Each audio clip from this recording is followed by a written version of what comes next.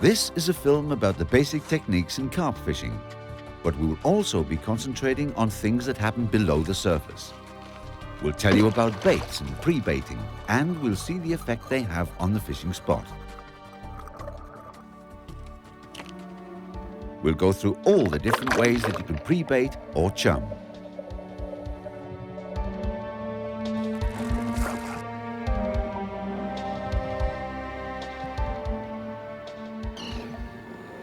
Many completely different types of bait can be used for carp fishing. We'll look at most of them, and we'll see how you make a standard rig for fishing with boilies. Naturally, we'll have a look at the fishing gear too, but the most important thing is what goes on in the fishing area. Here, for instance, we see a bream taking the bait. We see other species of fish being lured to the area because of the bait, and we see incredible footage of a pike in the fishing spot.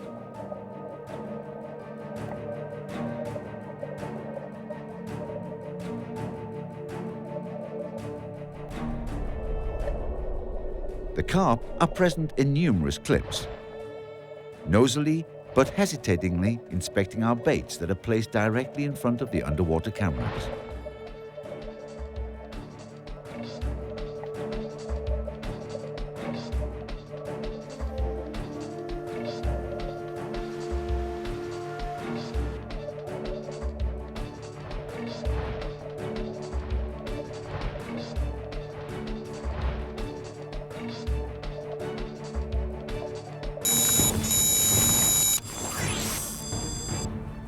Fin fisk ser det ud til.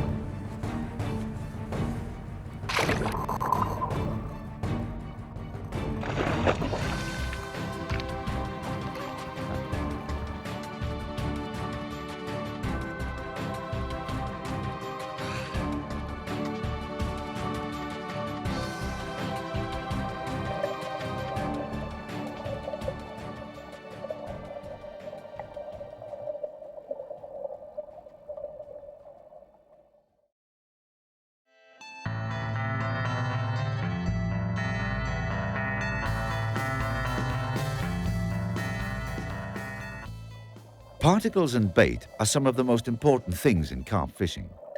Consequently, they'll take up a lot of space in this film. First, we will go through some of the things we can use as particles and bait. Vi har et udvalg her af noget forskelligt, som man kan bruge. Og vi starter fra en ende af. Vi har her hampefrøene. Kvældes i et døgn, og kvældes det er at lægge dem i vand, til de får svulmer op. Jeg bruger en lille bitte smule salt og citronsaft. Koge dem i 20 minutter, så man kan få den hvide kim frem. Fodermejsen, verdens billigste. Igen i vand i et døgn. Koge dem i 20 minutter, eller i vand i 3 uger, så de begynder at gære. Lugter frygteligt. Fanger rigtig godt med fisk. Tiger nuts, igen en af de slags, man køber tør. I vand i 2 døgn. Koge dem i en halv time og lad dem stå i 3 døgn, så de begynder at gære. Bliver helt slimet vandet. Rigtig, rigtig god avn. Store ørredpiller, eller i den her form kommerciel havbrugspille, fås i størrelser fra 3 mm til 28.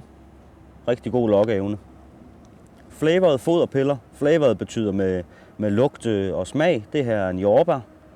Fås i forskellige størrelser, forskellige udformninger, mange forskellige slags. Små bøjles. Her er en 12 mm ananasbøjle. Udmærket, både som foder på krogen. Bananbøjles, 16 mm. Bøjles fås fra 5 mm op til 30 mm har jeg set nogle størrelser. Og til sidst, majs. Her i en udgave med trutti smag fra Pesca Viva. Kunne lige så godt have brugt ganske almindelig dåsemajs. Super godt.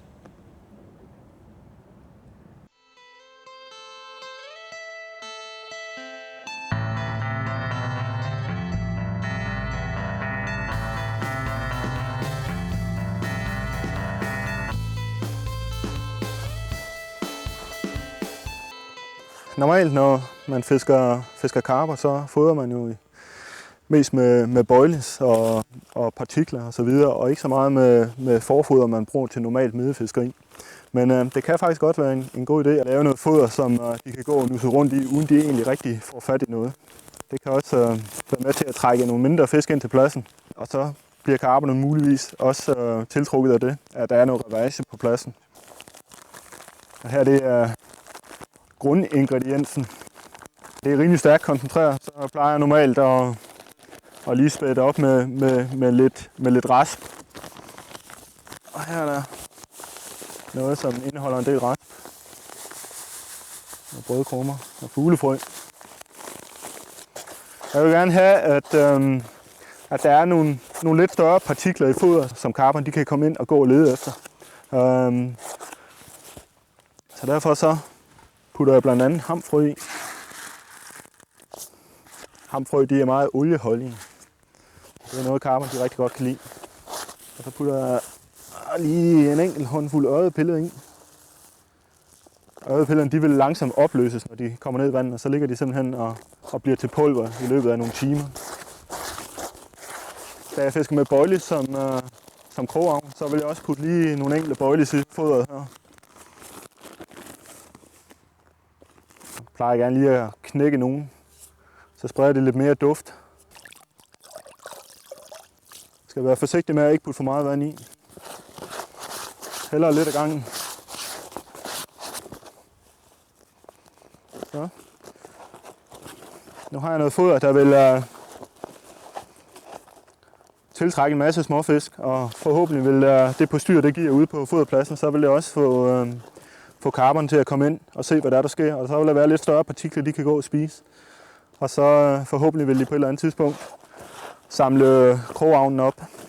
Hvis man fisker sådan et stykke ude, så kan det være svært at kaste med hånden ud.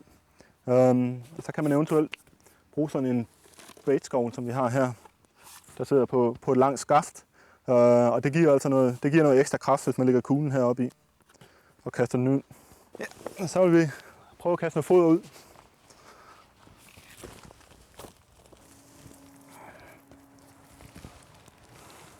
It's surprising to see how fast all the small fish are attracted by the pre-bait. Here they react in the same instant the pre-bait hits the surface. Normally you will chum with 3 to 5 balls, and you'll try to place them as close to each other as possible. In practice, you can't cast completely accurately, but that's quite all right. If the pre-bait is spread out in an area of about 5 to 10 meters in diameter, that's fine. In some places, and in certain lakes, however, it's really important that the pre-bait is concentrated within just a few meters in diameter. In these cases, it's an advantage to chum from a boat, but we'll get back to that. Man kan også bruge en slangebøsse, som den her, med en speciel kop til foder.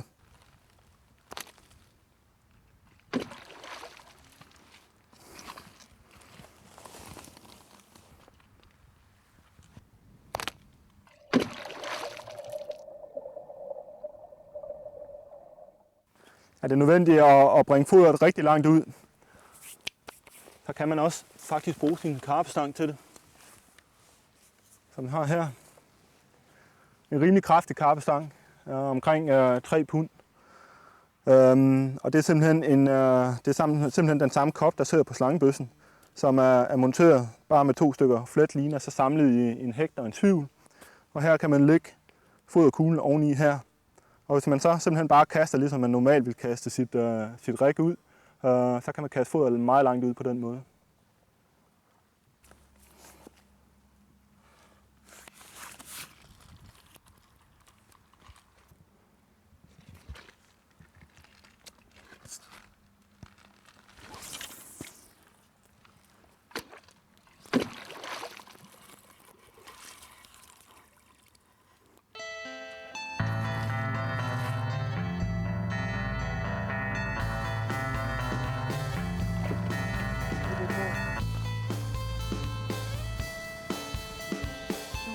Kilo.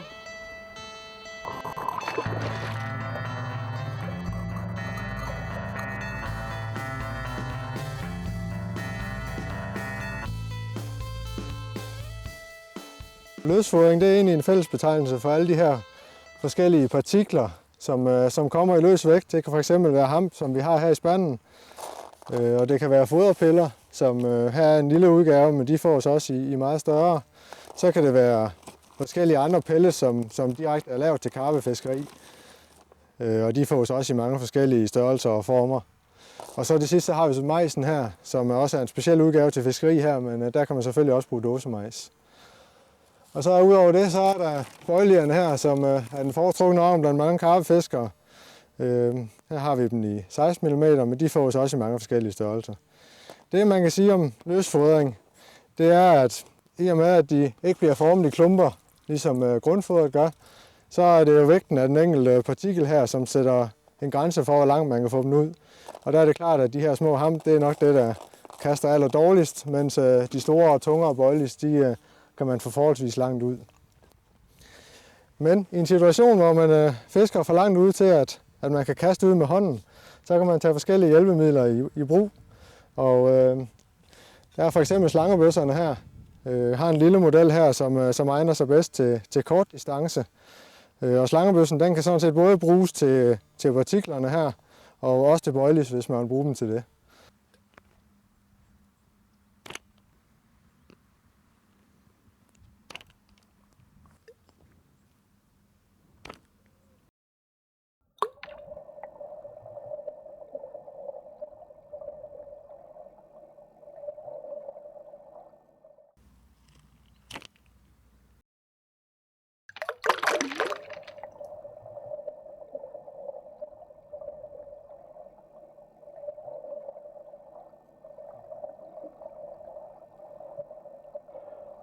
Så har vi en lidt kraftigere model, hvis man skal fodre længere ude, og den her kan man sådan set fodre med boilies helt ud til en 60-70 meter, sådan forholdsvis præcist.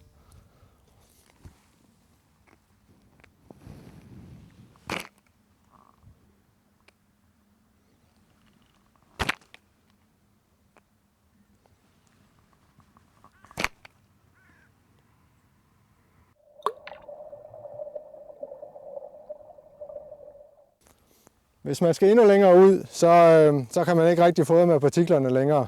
Så må man over til boilies, og jo tungere de er, og jo mere runde de er, jo længere flyver de. Og her er det blevet lavet så et specialiseret værktøj, her et boilierør, som simpelthen er beregnet til boilies. Fås i forskellige størrelser. Den her den passer til de her 16 mm. Sætter ned i røret, og så kaster man ellers bare. Og de her, dem kan man kaste 100 meter med, når man lærer teknikken og har det rigtige rør. With the boilie tube too, you try and hit the exact same spot every single time. Usually, you'll use between 50 to 100 boilies to pre-bait a fishing spot. Hvis man skal have endnu mere foder ud, så man kan se på de her forskellige ting, så er det beregnet til enten en boilies ad gangen, eller også dem her, de kan lige tage 2-3 boilies måske. Men hvis man skal have rigtig mange boilies ud, så kan man bruge foderskovlen, som i hvert fald nemt kan tage en håndfuld boilies ad gangen, og også gerne mere, og den kan man godt kaste 30-40 meter med og få 20-30 boilies afsted ad gangen.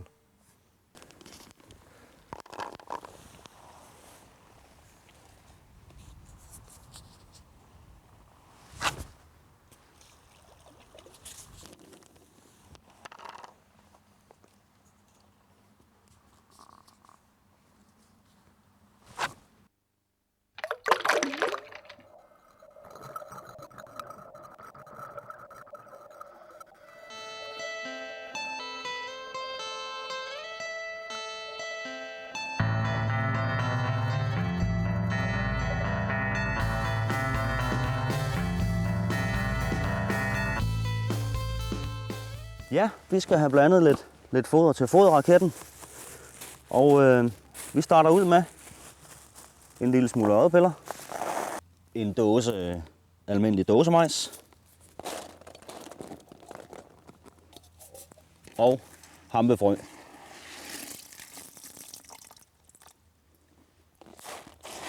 Hele ideen med foderraketten er, at man kan få det betydeligt længere ud end med slangebøs og med bæterskovlen. Og i og med, at man bruger foderraketten, kan man blande partiklerne. For hvis man blander dem og bruger dem i slangebøssen, så vil de dele sig i luften, efter hvad vægt fylde de har. Så vi bruger foderraketten på langdistancen. Og fodraketten har vi her. En af de små modeller har jeg valgt at købe mig, fordi så kan man bruge den på sin almindelige karpestang. Jeg har modificeret den lidt, for normalt når man køber den, er der kun de øverste snore her, hvor man så sætter linen i. Men når du så skal trække den hjem, når du har kastet ud, er der utrolig meget modstand i den. Så jeg har lavet den om med en clips, en såkaldt deadbetter clips, og et stykke line, hvor man så hægter den på. Og når den så lander, klipser den fri, og man kan hive den hjem med spidsen. Betydeligt nemmere. Vi tager foderraketten, fylder den op, hægter den på klipsen, og vi er klar til at kaste.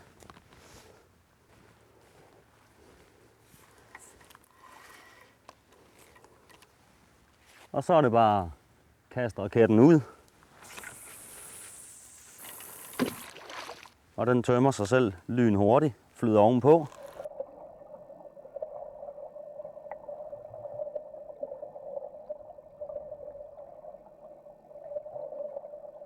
Og vi hiver ind og fylder igen. Så er vi klar til næste kast.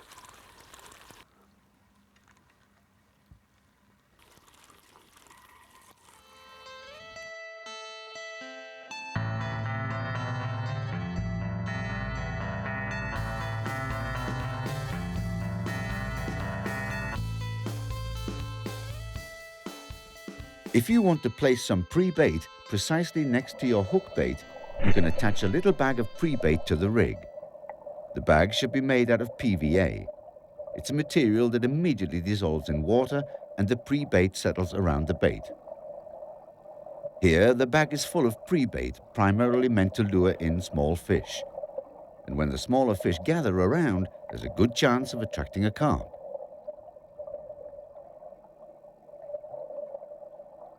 Here's a more ordinary method that's proven itself very effective.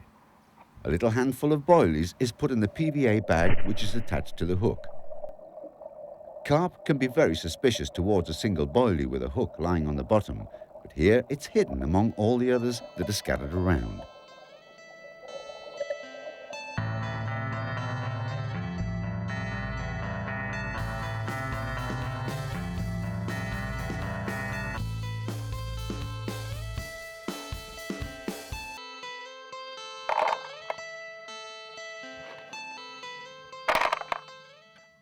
A bait boat is a funny piece of equipment.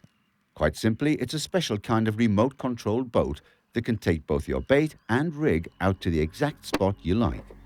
The range is over 200 meters.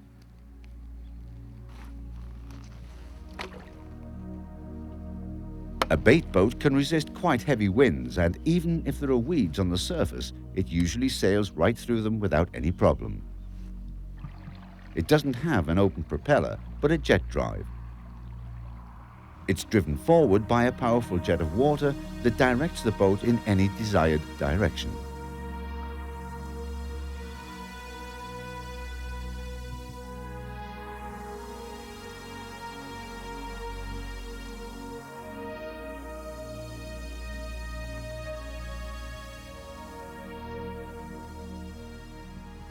When the boat's directly above the spot you want to chum and fish, the control mechanism for the cargo compartment hatch is released, and both the pre-bait and rig fall to the bottom.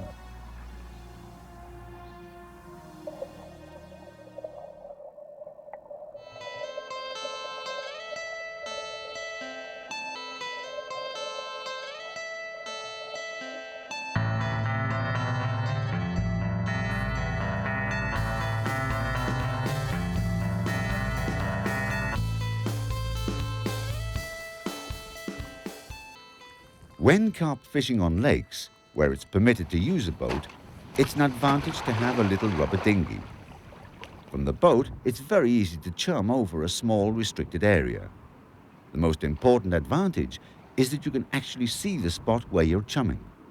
This is especially important in very weedy lakes, where you'll want to fish and chum over a bare spot.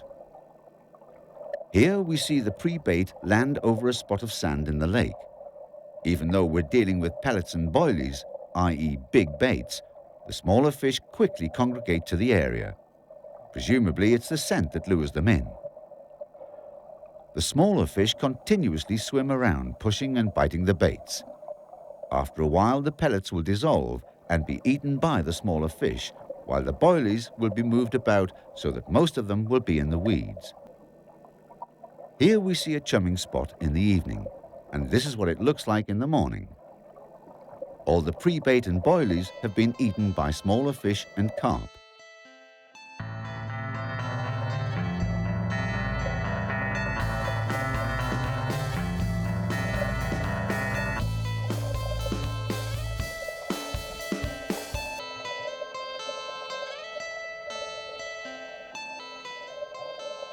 Our underwater camera has been sitting on many different fishing spots. One thing that's been very typical is that after the first pre-baiting, carp fairly quickly come by the spot. Not so much to eat, but more likely out of sheer curiosity. They come by the pre-baited spot several times, and then it takes quite a while before new carp pass by again. In some instances, several days may pass by before they really start eating from the pre-baited spot.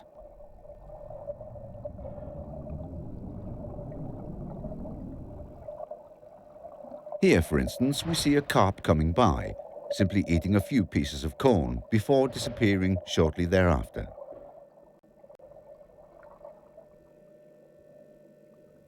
Here, a carp moves in and it feeds.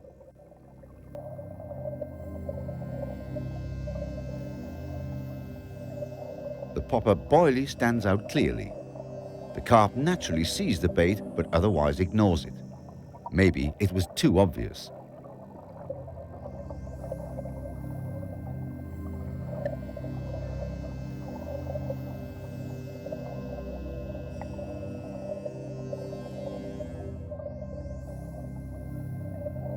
The carp continues swimming about in the area before it disappears shortly afterwards.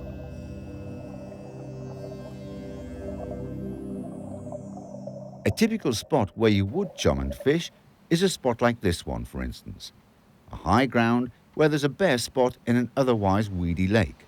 Maybe the carp will come in here in the shallows during the day, but during the night they will be active in a place like this. In order not to disturb, quite often it's a good idea to place oneself a good distance from the fishing spot.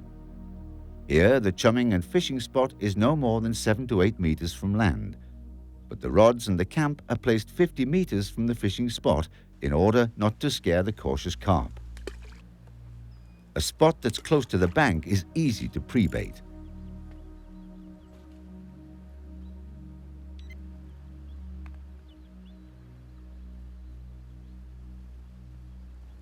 Here too we see a carp quickly passing by the pre-baited spot.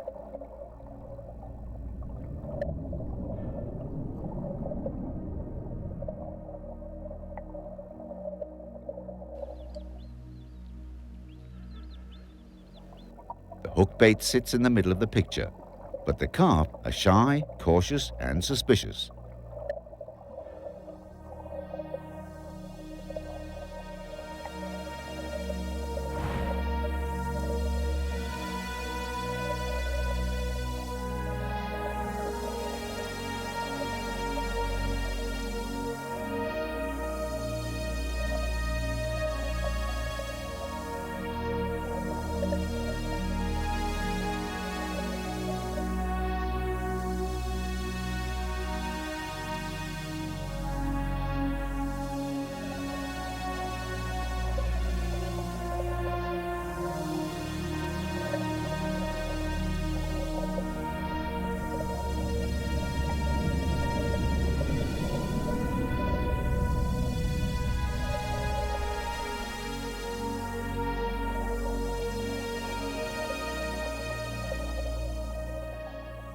The carp swim about the spot for a few minutes and then disappear.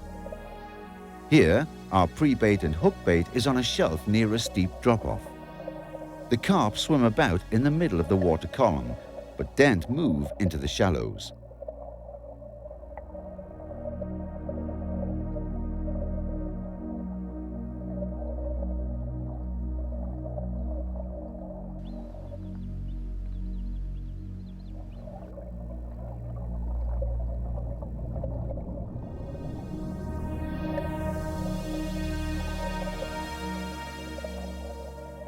Carp can certainly be caught in the daytime, but most often their feeding periods occur during the night.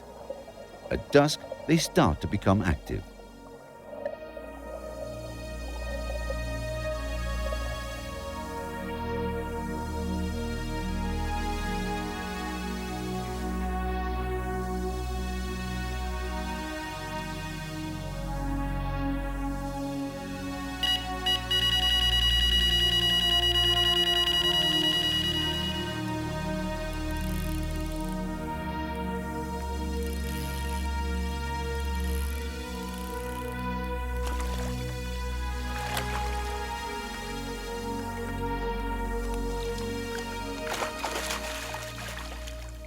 This is not a big trophy fish, but if you want to wait with taking pictures and weighing the fish till morning, it's important to keep the fish in a real carp sack.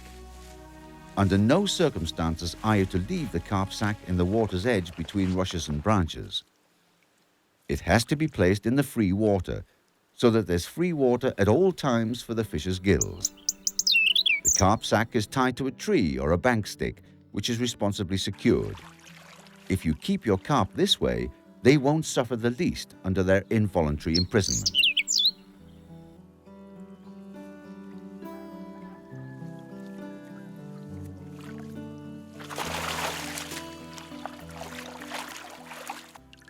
At no times is a fish to be placed on the ground. This will damage its protective layer of slime. It's placed carefully on an unhooking mat, which might be made specifically for the purpose or simply be made out of a sleeping mat. This gives you time to admire and photograph what's being caught during the night.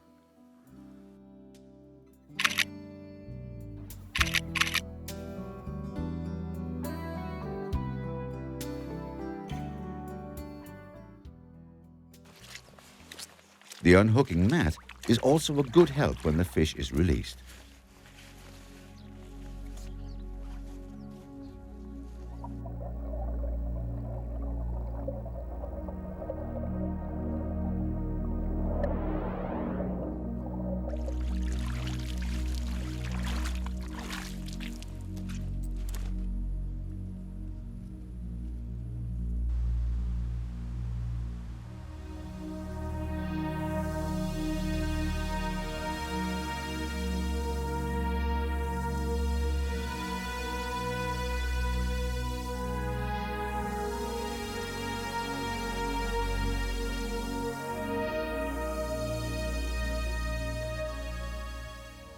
Sometimes you can see the carp very clearly in the lake.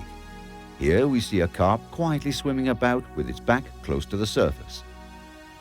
In order to point out the good spots, it's an advantage to find higher ground and gain some perspective. This might be the key in terms of coming up with a strategy for baiting and fishing.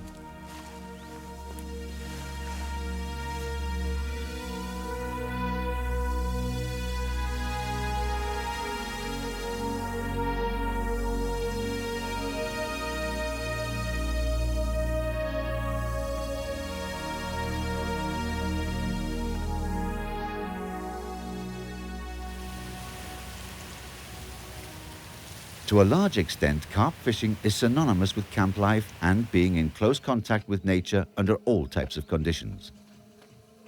Of course, you can go for a single day of carp fishing, but it's very common to spend 3 to 4 days on a single carp fishing trip.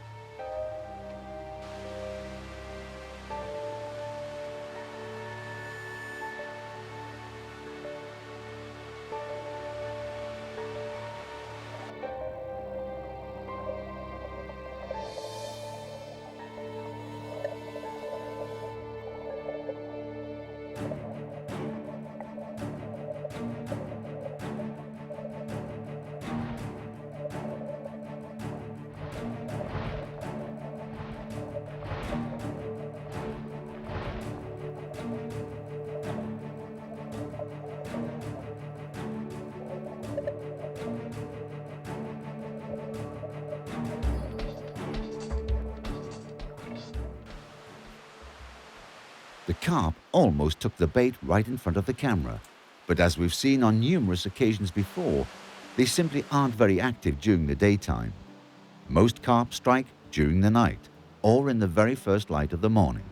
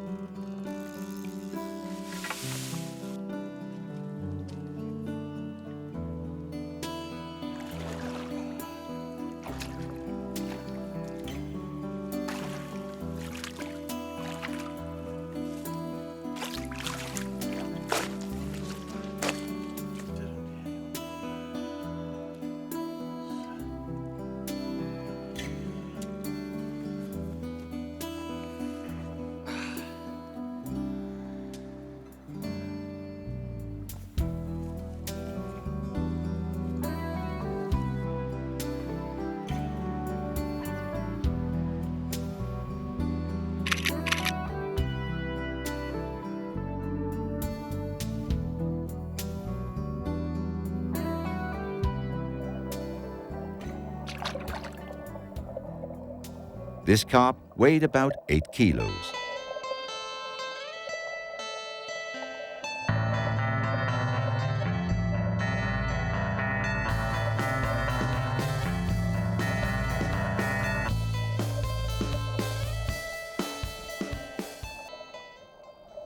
During the many hours that we've had an underwater camera operating out on the fishing spot, we've obviously seen a lot of interesting and funny episodes with other fish than carp. In the lakes that have tench, they're very active in and around the pre-baited spot. Tenchers are almost always some of the first fish that are drawn in when chumming, and the tenchers are neither scared nor shy about the pre-bait, camera, or clear water and sharp light. If there are many tenchers, it's a great idea to use boilies and pellets that are so big that they can't swallow them. Otherwise, all the pre-bait that was meant for the carp will disappear too quickly. Here, the pre-bait works according to plan. They're too big for the tenchers to swallow, and after a while, they give up and disappear from the spot.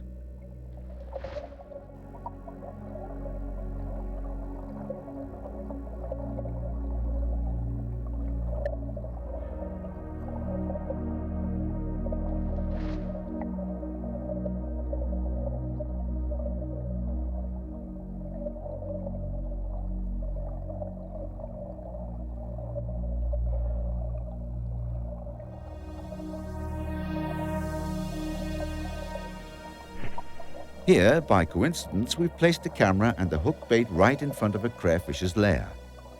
The weight lands right in front of the crayfish's entrance. Here we see the crayfish come out to see what's going on.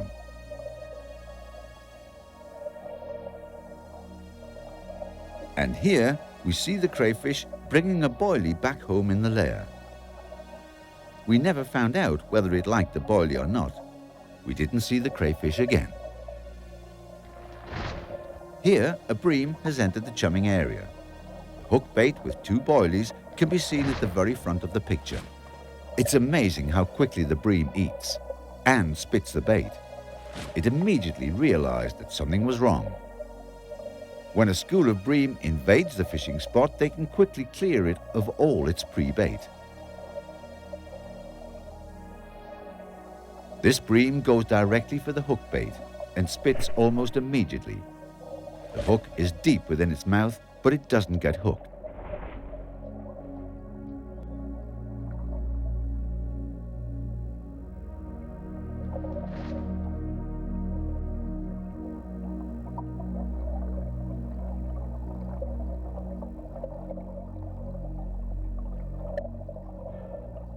The hook bait is completely bare once again.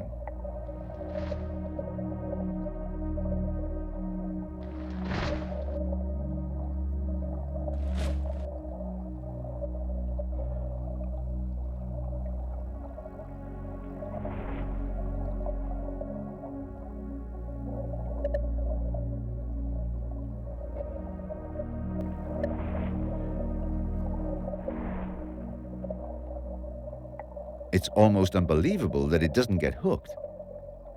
Had it attempted swimming away with the bait, it would have been hooked immediately. These bites didn't even register on the rods. We've tried to mount some lights on the camera in order to film during the night.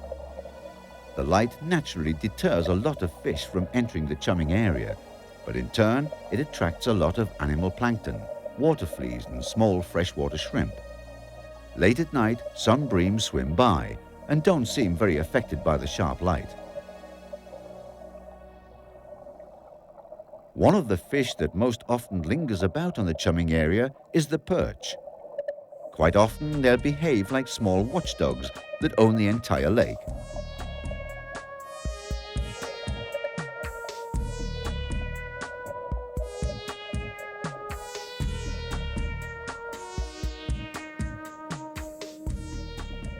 They seem a bit naive when they perform lightning attacks left, right and center. Here we can see an attack on a defenseless pellet.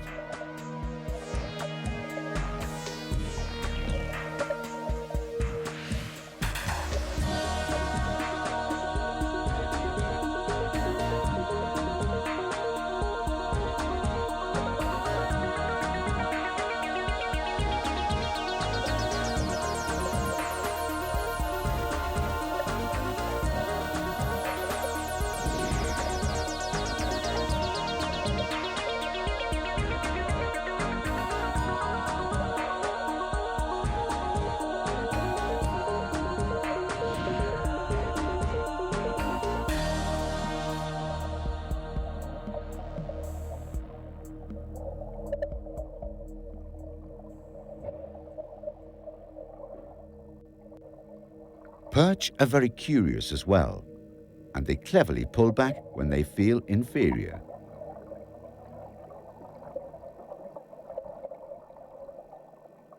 Here we see a pike in the background, and the perch clearly understands who the smaller one is.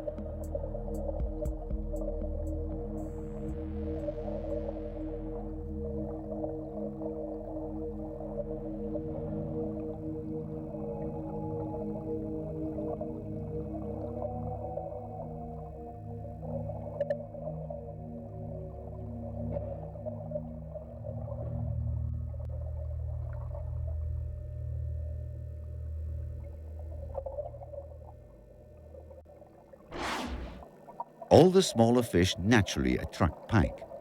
The pike mostly stay at the edge of the chumming area, but every once in a while they slowly come lurking into the middle of the school of roaches.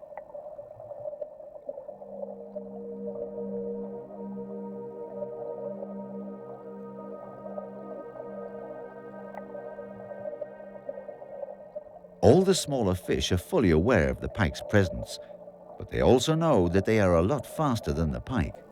They just need to keep some distance to its big jaws.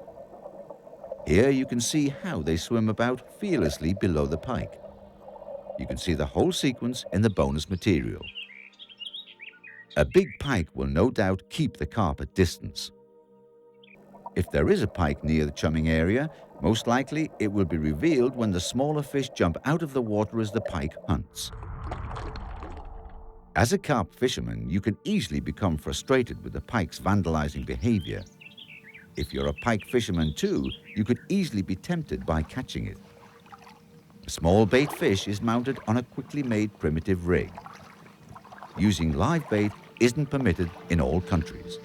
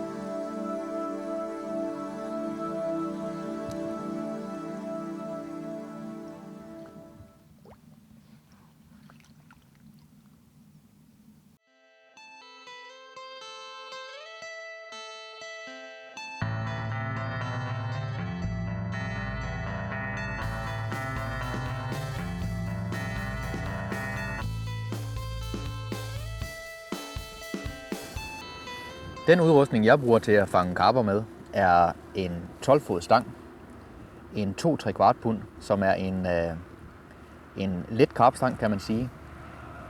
Jeg bruger et baitrunner-hjul, hvor jeg kan frikoble spolen, så karpen let kan trække afsted med linen. Jeg anvender typisk en 0,35 standard nylonline. Længere hen har jeg en elektronisk bidmelder, som registrerer det mindste bevægelse på linen. I det øjeblik karpen trækker afsted, kan jeg høre, at det bipper. Midt mellem hjulet og bidmelderen har jeg en swinger, som bliver monteret på linen. Swingeren er en kontravægt, som gør, at linen holder stram i det øjeblik, at karpen tager avnen og svømmer mod mig. Swingeren her udløses automatisk i det øjeblik, der er bid, eller jeg løfter stangen, da den sidder lige med sådan et par kæber her. Sådan. Selve stængerne, jeg fisker med 4 gange, men man kan også fiske med fra 1 til 3, alt efter hvad man synes. Så med mine stænger har jeg liggende i et rodpot, som er en holder til stængerne, men den kan også fint stå bare på et bankstik, eller man kan bare have et bankstik monteret under hver enkelt bidmelder. Mine takler har jeg lagt ud til en fodring. Jeg har markeret med en orange bøje, en lille H-markør, som gør dels, at jeg ved, at jeg fisker på samme sted, men ikke mindst, at jeg kan gøre det, når jeg kaster ud, at jeg altid rammer præcist, og dels når jeg fodrer, at jeg ved, at jeg hele tiden bliver på det samme sted. Typisk markerer jeg op, også ligesom vi har gjort her, med 2 markører, en orange i venstre side, et rør i højre side. Jeg har 4 stænger i gang. Jeg placerer min venstre stang til den venstre bøje, 2 stænger i midten, og 1 stang over til den højre bøje. I princippet kunne jeg have fisket meget længere ud til siderne, eller meget dybere, men det er simpelthen et spørgsmål om at markere inden for hvilket område man vil fiske. Jeg markerer mit område, jeg vil fiske, ud fra hvordan jeg fodrer. Det er meget, meget vigtigt, at man fodrer og fisker på samme plads. Karperne tiltrækkes naturligvis af fodret og spiser derpå, og derfor skal krogavn naturligvis ligge samme sted. Relatively heavy gear is used for carp fishing, but it's also a strong fish which can grow very large. Carp weighing 10 kilos aren't unusual, and they can grow to 15, 20, 25 or even more than 30 kilos.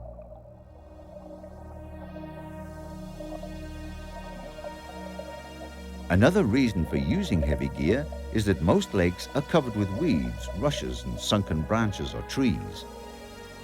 It isn't unusual that a hooked carp gets stuck in the plant growth. If it does, it's a great advantage to have a boat at hand.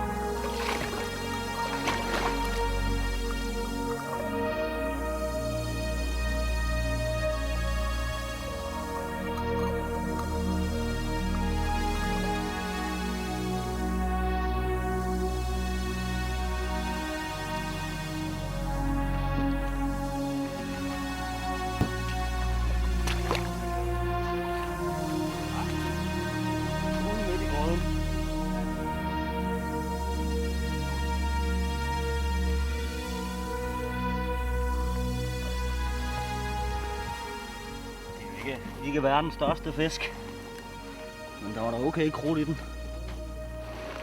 Trods alt.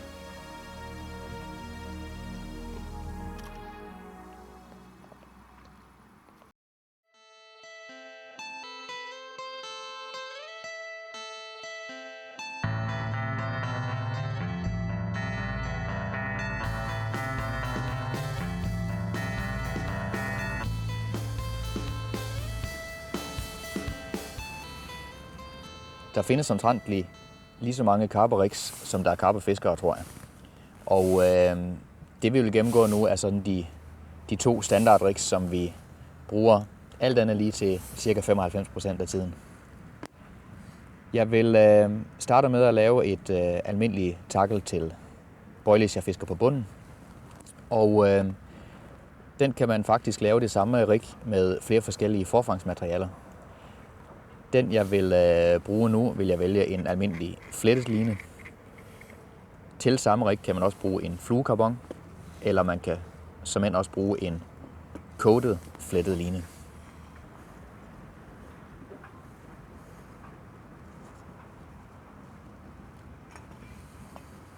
Sådan der.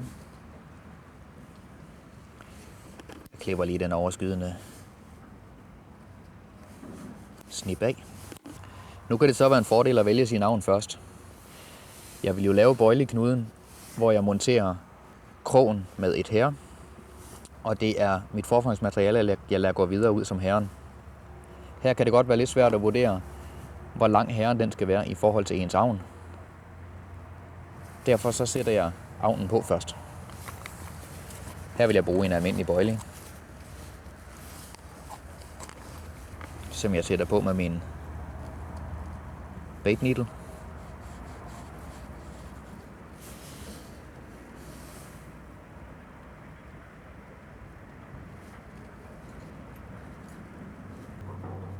Sådan her.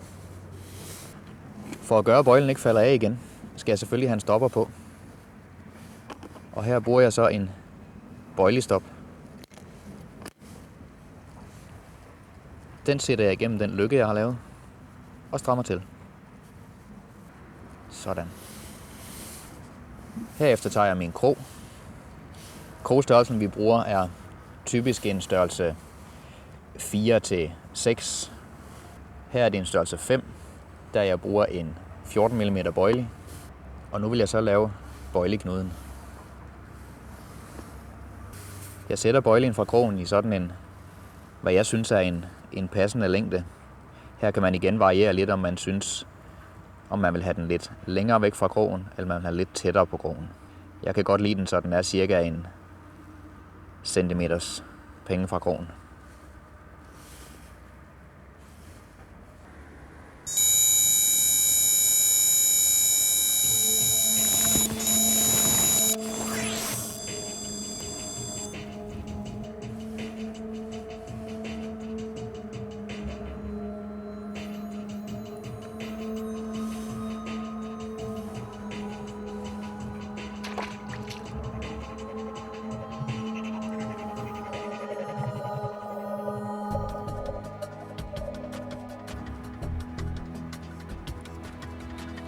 Fin fisk ser det ud til.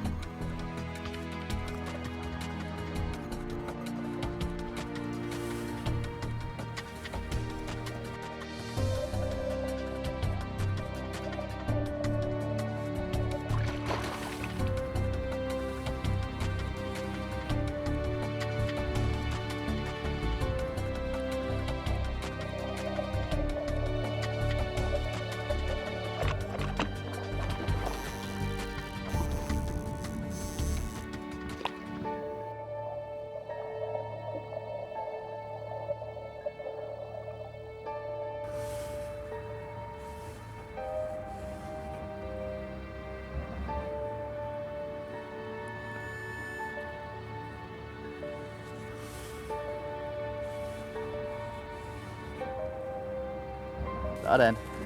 Flot fisk. Den er fin, men de kan blive meget større.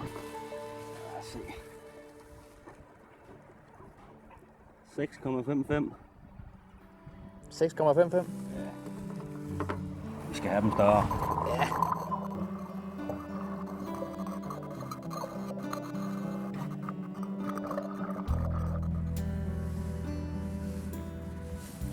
Efter den lille afbrydelse, så vil jeg lave bøjleknuden færdig.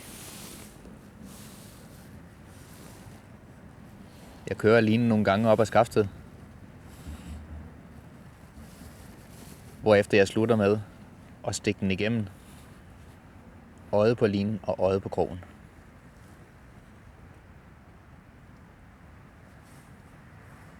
Sådan der. The knot can also be seen at www.wideopen.dk.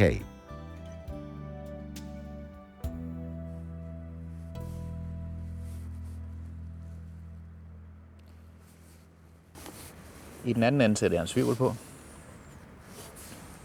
Knuden jeg foretrækker er en Palomar-knude, men i princippet kan de fleste almindelige lystfiskerknuder bruges.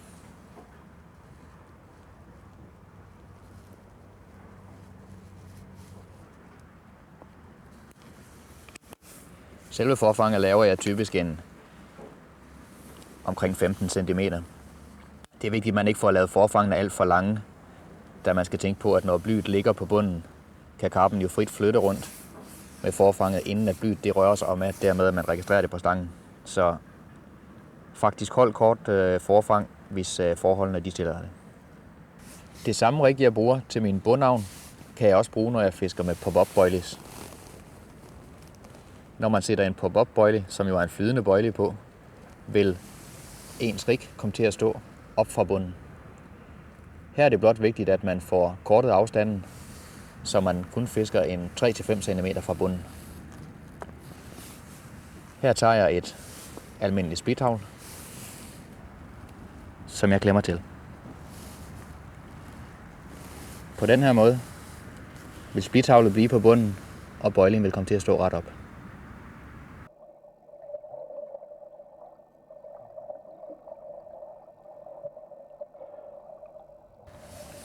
Som lod til vores karperig bruger man typisk et inliner gennemløst bly eller et fastmonteret bly med en svivel på.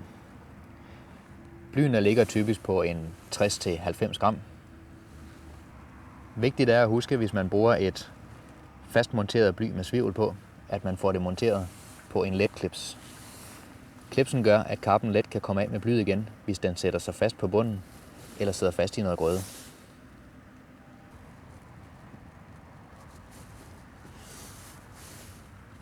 Sådan der. In front of the rig, a 1 meter long lead core is mounted. It's designed to pull down the line. This way, line bites are avoided. They are fake bites from fish that swim into the line.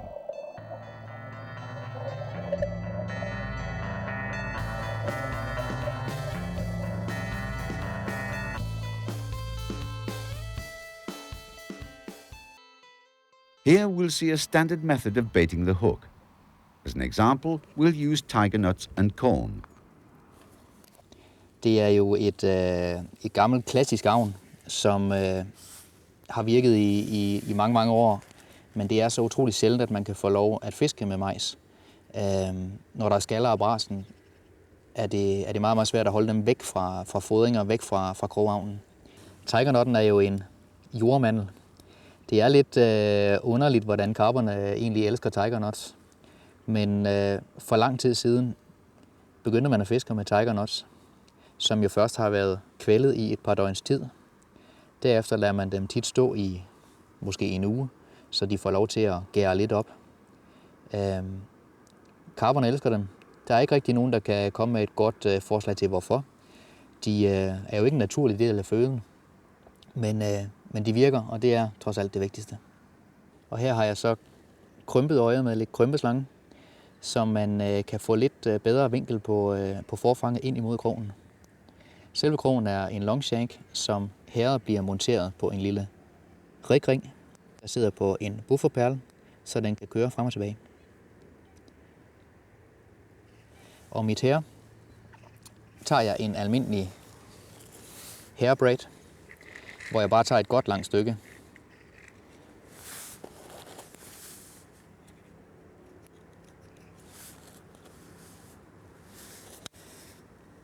Og bare binder den ganske let på krogen. Her bruger jeg bare nogle almindelige knuder.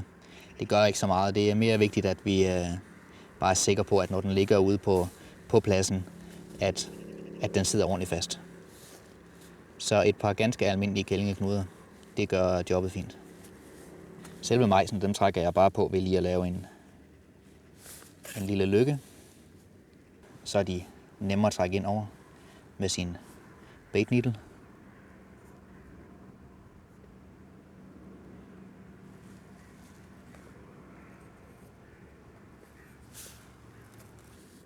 Tager jeg 3 gode store majs her. Så finder jeg mig en god stor tiger. Igen kører min bait needle igennem.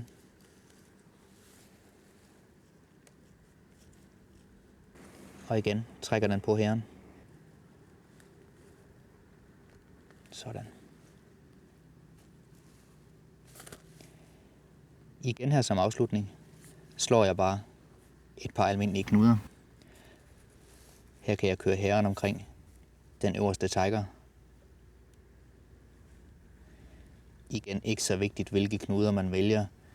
Bare sørg for, at den hænger godt fast. Til slut her klipper jeg lige den overskydende snip af.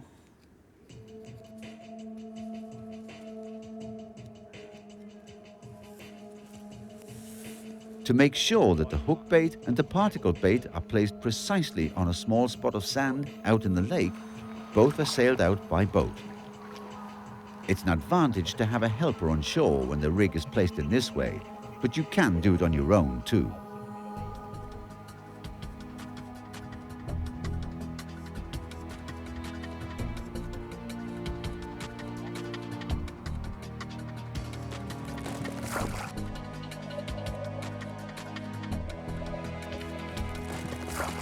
Sådan.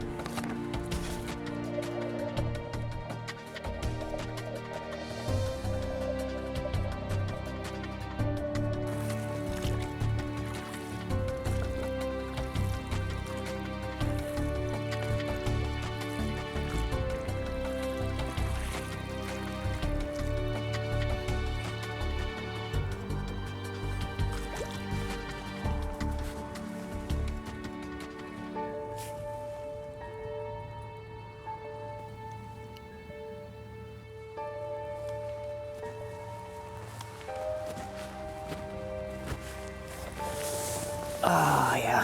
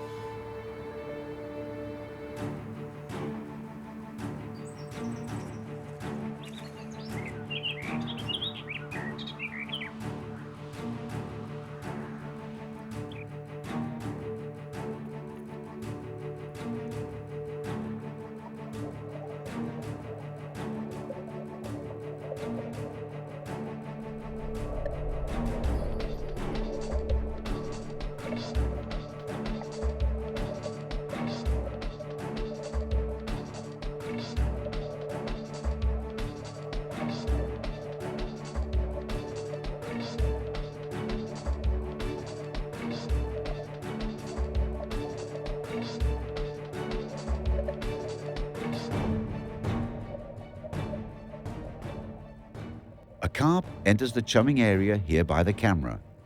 It doesn't take the bait. The other rods have their own individual pre-baited spots too.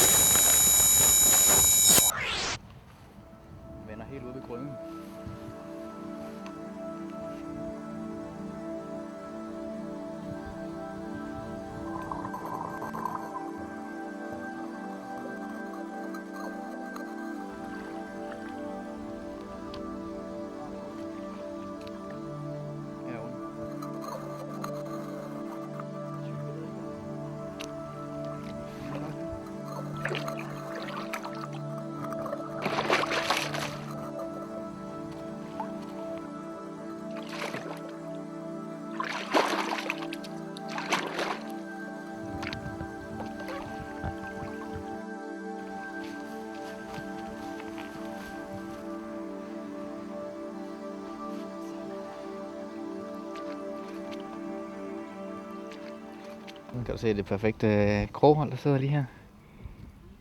Taget på et par majskorn og en tigernut. 3 majskorn og en tigernut. Det var det, den faldt for. The gentlest method of weighing a carp is to place it in a weighing sling. Hvad siger du så? Nå, Jesper, hvad siger du så? Omkring 8 kilo? Ej, også lyden. Ja.